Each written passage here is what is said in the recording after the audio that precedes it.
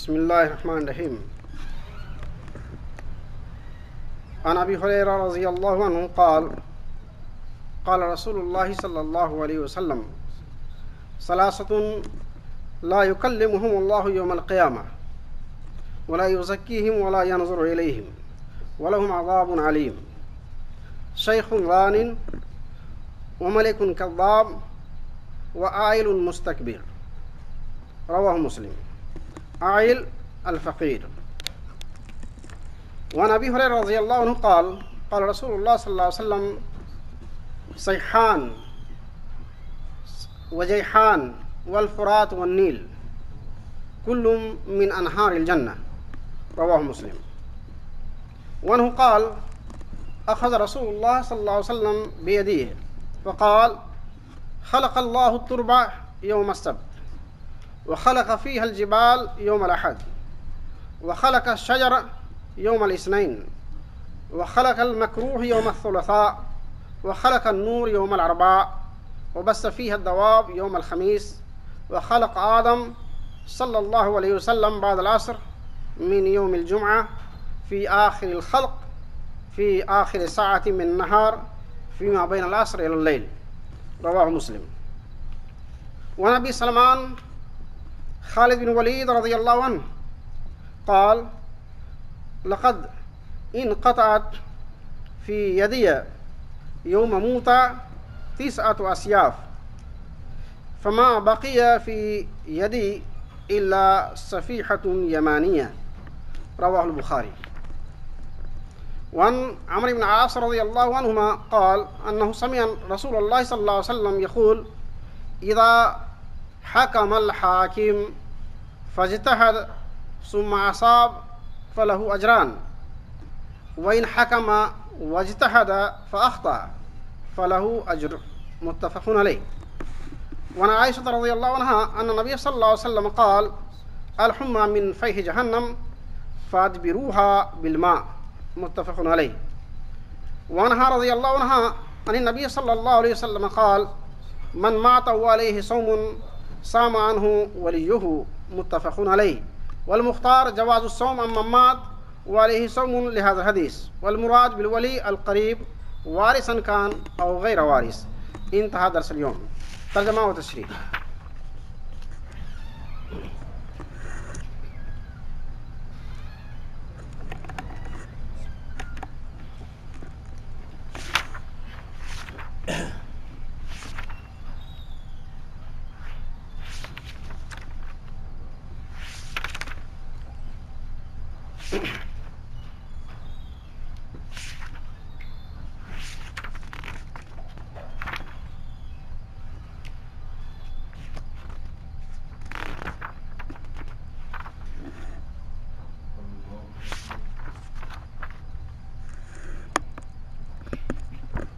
پہلے حدیث حضرت ابو ہریرہ رضی اللہ تعالیٰ عنہ کی روایت ہے. اس میں فرماتے ہیں کہ اللہ کے رسول صلی اللہ علیہ وسلم نے ارشاد فرمایا کہ 3 آدمی جس سے اللہ تعالیٰ قیامت میں نہ بات کرے گا نہ کلام کرے گا نہ اس کا تزکیہ کرے گا نہ اس کی طرف رحمت کی نظر دیکھے گا اور اس کے لیے عذاب علیم ہے. اس کے بعد اس سے پہلے حدیث گزری ہے اس میں کچھ دوسرے الفاظ تھے. آج کی حدیث میں کچھ دوسرے الفاظ ہیں. وہی 3 بات کہ جس سے اللہ نہ بات کرے گا اور قیامت کی نہ اس کا تزکیہ کرے گا نہ اس کی طرف رحمت کی نظر دیکھے گا بلکہ اس کے لیے عذاب جہنم ہے. پہلا شخص وہ بوڑھا آدمی وہ بڑی عمر کا آدمی جو زنا کرے بدکار ہو اور دوسرا وہ بادشاہ جو جھوٹا ہو اور تیسرا وہ فقیر جو متکبر اور مغرور ہو. یہ 3 باتیں ہیں. یہ اس کو مسلم نے روایت کیا. تھوڑی تشریح کر دیتا ہوں. پہلا شخص ایک بوڑھا آدمی جب اس عمر کے پہنچتا ہے تو اس کا دل و دماغ خدا کی طرف رجوع کرنے کا وقت آتا ہے. اللہ اللہ کرنے کا وقت آتا ہے. تسبیحات و تحلیلات کرنے کا وقت آتا ہے. اس وقت میں فحاشی زناکاری بدکاریوں میں ملوث ہو جائے. بالعکس جوانی کے دن تو کیسے گزرے ہوں گے جب بڑھاپے میں یہ عالم ہے. تو اس پر اللہ تعالیٰ سمجھیے کتنا غضبناک ہوگا. اللہ کا حکم ہے قرآن شریف کے سورہ نور میں ہے, تفصیل کے ساتھ لکھا ہے کہ وہ زناکار جو غیر شادی شدہ ہے تو اس کو تو 100 کوڑے مارے, اتنی مار مارو کہ مرے نہیں, زندگی باقی ہو مگر مارو اتنی 100 کوڑے سے کم نہیں. اور شادی شدہ ہے تو اس کو سنسار کرو, اس کو ختم کر دو, اتنی مارو کہ وہ زندہ نہیں رہے, اس کی زندگی ختم ہو جائے, ختم کرنا مقصد ہے. یہ کم کرتا ہے یہ جب جوانی کی بہکتی ہوئی عمر ہوتی ہے, جب شادی ہوئی یا نہیں ہوئی, اس وقت کے ڈلمگل جو خطرناک وقت ہے اس وقت کی بات ہے. ایک شخص پختہ عمر کے ہو, اعلی اولاد ہو اور بہت سے گھر بھرے ہوئے ہوں, اور وہ عمر کو پہنچ چکا جب اللہ کو یاد کرنا چاہیے, اس عمر میں یہ کام کرتا ہے تو کتنا بڑا گندہ کام کرتا ہے. جب جوان کو چھوٹ نہیں اللہ نے دیا تو بڑھاپے کہاں چھوٹ دے گا. تو اس لیے اللہ تعالیٰ اس کے ساتھ یہ 3 کام کرے گا. اس سے تو بات نہیں کرے گا اللہ تعالیٰ, مانا اس کی طرف رحمت بھری نظریں کرے گا, نہ اس کی تزکیہ کرے گا, اس کی صفائی بھی نہیں کرے گا, اور اس کے لیے عذاب علیم, دردناک عذاب ہے. یہ 4 باتیں ان کے لیے ہے. اور یہی حال وہ بادشاہ جس کو جھوٹ بولنے کی ضرورت نہیں, بادشاہ ہے بھائی, گورنر ہے, وزیر اعظم ہے, یا وزیر اعلیٰ ہے, یا کسی علاقے کا ذمہ دار ہے, اس کو اپنے رعیت کے سامنے جھوٹ بولنے کی کیا ضرورت ہے. اور پھر بھی چیٹنگ کرتا ہے, عوام کو دھوکے میں رکھتا ہے, گمراہ کرتا ہے, اس کا بھی یہی انجام ہوگا اللہ کے پاس. وہاں جھوٹ بولنے کی کوئی ضرورت نہیں ہے. ایک مجبور آدمی ہے, فاقہ کشی کرنے کا موقع تھا, کھانے پینے کے کچھ بال بچے تڑپ رہے ہیں اور کھانے کا کچھ نہیں ہے, اور پڑوسی کو دیکھا کچھ نہیں تو اس کا تھوڑا گیہوں چوری کر لیا, کھا لیا, بال بچوں کے زندہ رکھنا ہے. تو اس حد یہ الگ چیز ہے, صحیح, یہ الگ چیز ہے. تو چوری کیوں کیا بھائی, خود بھی مر سکتا ہے, بال بچے بھی مر سکتا ہے, اس لیے چوری کیا. تو تھوڑی سی سزا دے کر کو چھوڑ دے گا اس کو معاشرے میں. ایک بادشاہ چوری کرے, ایک آدمی جان بچانے کے لیے جھوٹ بول رہا ہے, اور ایک بادشاہ جھوٹ بول رہا ہے, بہت فرق ہے. تو کیا اللہ تعالیٰ ایسے بادشاہوں سے خوش ہوگا؟ ایک وہ فقیر تنگ دستی بھی ہے, گھر میں چولہا بھی نہیں جلتا ہے, اور مجبوری کی یہ حالت ہے کہ جو ہے کیا کہنا, ضرورت پڑتا ہے تو بھیک بھی مانگتا ہے, پاؤں بھی پکڑتا ہے, اور جب ضرورت پوری ہو جاتی ہے تو کہتا ہے, مجھ پہ ہاتھ دیتا ہے, وہ کون ہے اس کو میں جانتا نہیں ہوں, ہمارا باپ زندہ ہوتا میں اس کے ساتھ یہ کر دیتا, ہمارا فلاں بھائی ہوتا تو میں یہ کر دیتا اس کو. یعنی ہے تو تنگ دست, ہاتھ میں کچھ نہیں ہے, گھر میں کچھ نہیں ہے, اور ہے اتنا ٹیڑھا کہ کہتے ہیں رسی جل گئی یا اس کا اینٹھن نہیں جائے. اردو میں محاورہ ہے کہ رسی جل جائے مگر اس کے آثار نہیں جائے. یہ تقریباً ہر بھاشا میں ہوگا اس کا جو ہے ترجمہ, کہ جو ہے تو یہی چیز ہے اس انسان کو. اس سے بھی اللہ تعالیٰ وہ اتنا ہی ناراض ہوگا جتنا بادشاہ سے ناراض ہوگا, اور جھوٹا بادشاہ سے. تو تینوں کی تشریح اچھی سے سمجھ میں آ گئی. آگے چلو. دوسری حدیث ہے, یاد کرنے والی حدیث ہے. وہ 4 باتوں کی طرف اشارہ کیا ہے. اگر یاد رہ جائے تو یاد رکھ لیجئے, نہیں تو موٹا موٹی 4 باتیں یاد رکھ لیجئے. 4 ندیوں کا نام لیا رسول اللہ تعالیٰ, رسول اللہ صلی اللہ علیہ وسلم نے فرمایا کہ 4 ندی جنت کی ندیوں میں سے ہے. کسی کو نام بتائیں گے 1-2 ندی کا نام؟ میں بتا دیتا ہوں. سیحان, جیحان, فرات, نیل, یہ 4 ندی ہیں جو جنت کی ندیوں میں سے. یاد رہ سکتا؟ فرات, نیل تو بہت معروف ہے, لیکن یہ دونوں لفظ جو ہے سیحان اور جیحان, یہ دونوں مشکل ہے. یہ دونوں بھی ندی ہے جو فارس کے حدود سے گزرتی ہے, یہ دونوں ندی. اور فرات تو شام اور عراق کے حدود سے گزرتی ہے, نیل مصر میں ہے.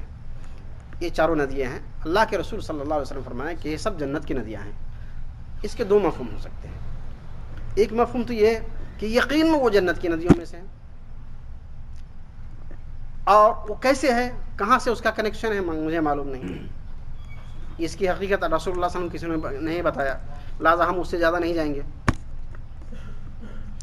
ایک یہ مطلب ہو سکتا ہے کہ یہ جو ہے تشبیہ ہو, تمثیل ہو. تشبیہ یعنی اس کی برکت اتنی ہے جیسے کہ جنت کے نہروں کی برکت ہے, یہ مفہوم ہو سکتا ہے. اور دونوں ہم لے سکتے ہیں, ہم کو رکاوٹ نہیں دونوں مفہوم لینے میں.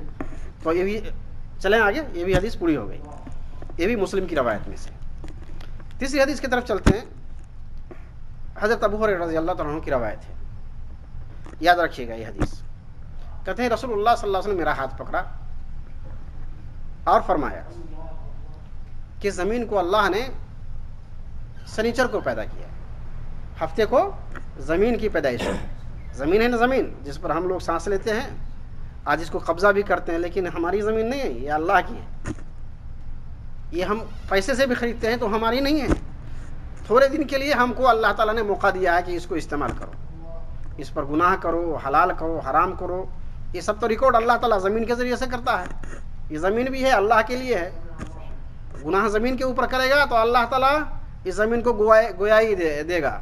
زمین بول اٹھے گی کہ یہ شخص نے ہمارے پیٹھ پر بیٹھ کر کے بہت سے گناہیں کی ہیں, اور یہ بھی گواہی دے گی کہ بہت سی نیکیاں کیا, تہجد پڑھے, نوافل پڑھے ہیں, نیکیاں کی ہے, لوگوں کے ساتھ حق و انصاف کے ساتھ عدل و انصاف کیا ہے, بےمانی شیطانی نہیں کیا, ظلم نہیں کیا ہے. اس کی بھی گواہی یہی زمین دے گی. ایسے تو اس کے علاوہ اللہ کے پاس بہت سے گواہی کے طریقے ہیں. آپ کے ہاتھ پاؤں سب بول اٹھیں گے, اور یہ زمین بھی اللہ کی ہے تو اللہ کے حق میں بولے گی, ہمارے سپورٹ میں بولے گی. بتائیے تو کسی کا چھوٹا سا نوکر ہوتا ہے, آج جب دو آدمی سے جھگڑا ہوتا ہے, نوکر اپنے مالک کی طرح کے سپورٹ میں جواب دیتا ہے, نہیں دیتا ہے. اور یہ سارے کی زمین و آسمان سب اسی کے ہیں. تو سارے کے ساری یہ روشنی, یہ سارے سب کا ہمارے خلاف گواہ بن سکتا ہے. یہ سورج, یہ چاند کی خوبصورت روشنی جس کے اندر میں بھی لوگ بے شمار گناہ کرتے ہیں, یہ سب ہمارے خلاف کیا ہے, گواہ ہے. صحیح, یہ سب اللہ کے ہیں, اور یہ ہمارے خلاف گواہ بن سکتے ہیں. اگر ہم اچھا کریں گے تو ہمارے سپورٹ میں بھی گواہ بنیں گے. یہ قرآن کے بارے میں بھی ہے, کئی صورتیں ایسی ہے جس کے الگ الگ فضائل ہیں, لیکن مجموعی طور پر قرآن انسان جو پڑھتا ہے اس کے لیے شفاعت کرے گی. جب انسان کو قبر میں رکھا جائے گا تو فرشتے آئیں گے, جہنم کے فرشتے, تو فوراً قرآن جو ہے اس کے گلے پڑ جائے گی, تم کیا کر رہے ہمارے بندے کے ساتھ, یہ ہمیں پڑھتا تھا, ہماری رعایت کرتا تھا, ہمارے لیے حفظ کیا, ہمارے نیند چھوڑا, یہ ساری بات وہ قرآن بولے گا. تو بھائی تم کس کو بتانے جا رہے ہو, یہ تمہارا کام مجھ سے نہیں, میں تو فرشتہ ہوں, مجھ کو جو کہا گیا میں وہ کروں گا. تمہارا اگر اتنا ہی ہے, تمہاری خدمت کیا ہے, تو جاؤ اللہ کے پاس جاؤ. تو وہ قرآن اللہ کے پاس جائے گا, اللہ سے لڑ پڑے گا کہ میں تمہارا کلام ہوں, تم نے ہمارے بندے کو, اپنے بندے کو حکم دیا پڑھنے کے لیے, اس نے بار بار پڑھا, نیند چھوڑا وغیرہ وغیرہ, تب ہماری حفاظت کیا. آج اس کے لیے جہنم کے فرشتے مقرر کر دیا آپ نے. تو اللہ تعالیٰ پوچھے گا کیا خیال تمہارا, تو اس کو معاف کر دو, تو اللہ تعالیٰ اس کو معاف کر دے گا, قرآن کی شفاعت مان لے گا. یہ قرآن, یہ بول اٹھے گا قرآن قیامت میں, قرآن بولے گا, اور اس شخص کے حق میں بولے گا جو اس کی رعایت کرے گا. رعایت کا مطلب چومنے کا نہیں ہے, پڑھنے, سمجھنے, اس پر عمل کرنے کا مطلب ہے. تو بات کہاں سے کہاں چلی گئی کہ زمین کو اللہ نے کس دن پیدا کیا, سنیچر کو, اور پہاڑ کو زمین پر بسایا کس دن, سنڈے کو, یعنی یوم الاحد کو, اور اس میں درخت لگایا یعنی منڈے کو, پیر کے روز, اردو میں کہتے ہیں پیر نا. وخلق المکروہ یوم الثلاثاء, ہر بری چیز کو, مکروہات کو اللہ نے منگل کو, ٹیوزڈے کو پیدا کیا, اور نور کو یعنی بدھ کو پیدا کیا, یعنی بدھ ہی بولتے ہیں نا, ہاں بدھ کو پیدا کیا.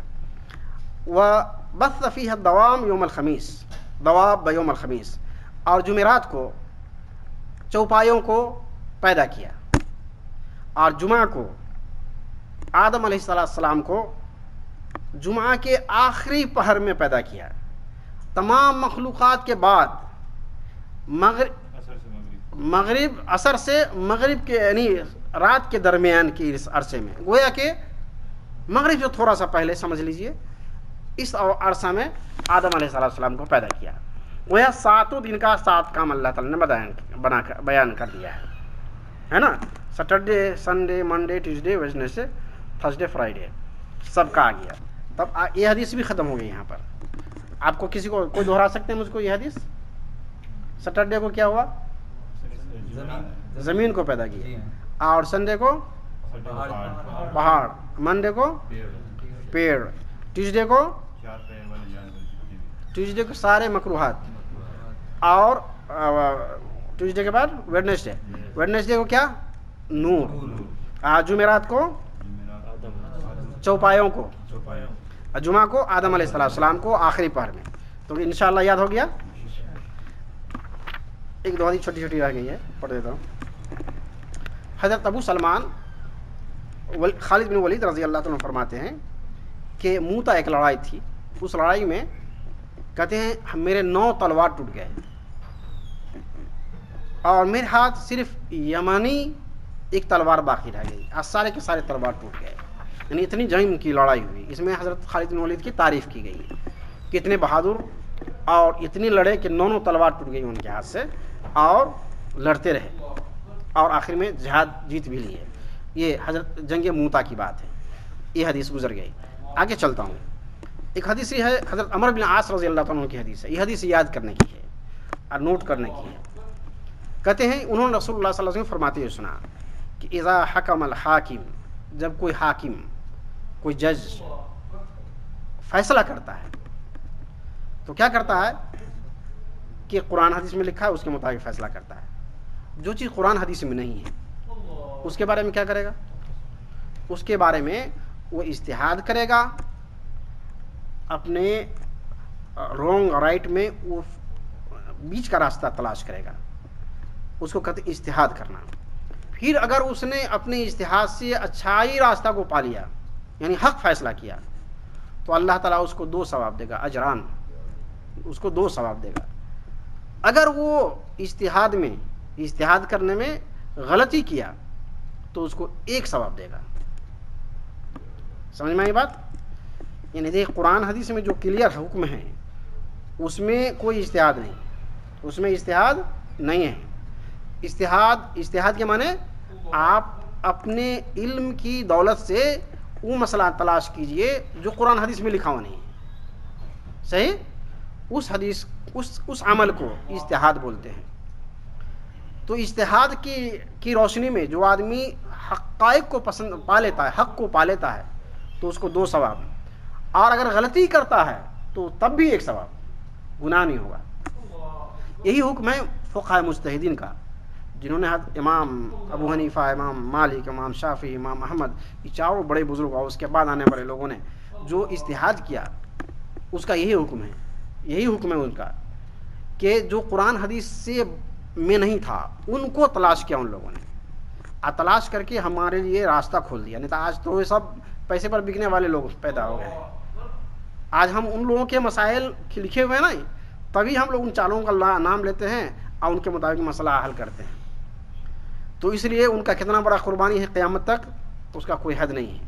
تو ان کو بھی اللہ تعالیٰ نے ان کے نیک عمل کرنے پر, سچے اجتہاد پر 2 ثواب, اور اگر غلطی ہوئی اجتہاد میں تو 1 ثواب.